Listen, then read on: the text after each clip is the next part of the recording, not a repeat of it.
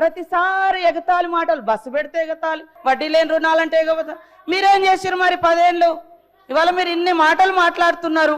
అది ఆ కేటీఆర్ గారు మీరు మాట్లాడి అన్ని ఒక్కసారి మిమ్మల్ని మీరు ఆత్మ పరిశీలన చేసుకోండి. మీరు 10 ఏళ్లలో ఎన్ని ఇళ్ళు ఇచ్చారు? ధనిక రాష్ట్రం అని గొప్ప చెప్పారు కదా, మరి ఎందుకు పేదోళ్ళకి ఇల్లులు ఇవ్వలేదు? మరి ఎందుకు అందరికి ఉద్యోగాలు ఇవ్వలేదు?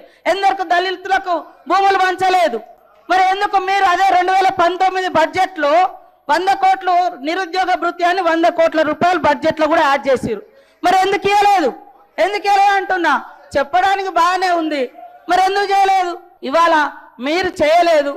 మీరు చెప్పండి, ఆడవాళ్ళ అభయహస్తం డబ్బులను కూడా మీరు వాడుకున్నారు, ఎందుకు ఇవ్వలేదు? ఎందుకు ఇవ్వలేదు? అప్పుడు వైఎస్ఆర్ గారి హయాంలో వాళ్ళు జమ చేసుకున్నారు, ఇవ్వలేదు. ఇప్పుడు మేము ఒక్కొక్కటి నెరవేర్చుకుంటూ వస్తున్నాం. మీరు ఏమంటారు? గ్యారంటీ ఒక్కటే అమలు చేయలే. అరే రైతు రుణమాఫీ, మీరు ఎట్టే టైంలో రైతు రుణమాఫీ అన్నారు, 10 ఏళ్లలో కూడా కంప్లీట్ చేయలేకపోయారు. అవే కదా అట్లా మిగిలి ఉన్నాయి. ఇవాళ 0 బిల్ ఇస్తలేమా? 200 యూనిట్ల కరెంట్ ఇస్తలేమా? 4.5 లక్షల ఇల్లులు, 4.5 లక్షల ఇల్లులు కూడా మరి గ్యారంటీలోనే కదా. ఏదైతే 6 గ్యారంటీలలో 4.5 లక్షల ఇల్లులు కూడా ఉంది, 5 లక్షల ఇల్లు. మరి మీరు ఎన్ని ఇల్లు ఇచ్చారు 10 ఏళ్ళలో చెప్పండి. ఇవాళ మీరు ఇవ్వకుండా మీరు ఎంతసేపు బదనం బదనం బదనం, ఇది బంద్ చేయండి. ముఖ్యంగా ఆడోళ్ళ పట్ల, అది మీ కుటుంబ సభ్యులైనా బయట మాలాంటి అక్క చెల్లెలైనా ఎదగనివ్వండి అని మేము మాట్లాడు. ఆడోళ్ళ మీద నిష్ఠూరాలు ఎందుకు?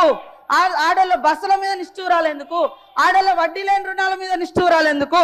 కాబట్టి ఈరోజు మీరు చేసినటువంటి అప్పుల కుప్ప మూలంగానే ఈరోజు ఈ ప్రభుత్వం అనుకున్న నిర్ణయాలను ఇంకా కంప్లీట్ చేయలేకపోయినాం. మీరు అంతా ధనిక రాష్ట్రం అన్నప్పుడు మీరు ఇచ్చిన హామీలన్నీ ఎందుకు అమలు చేయలేకపోయారో గదానికి ముందు చెప్పండి.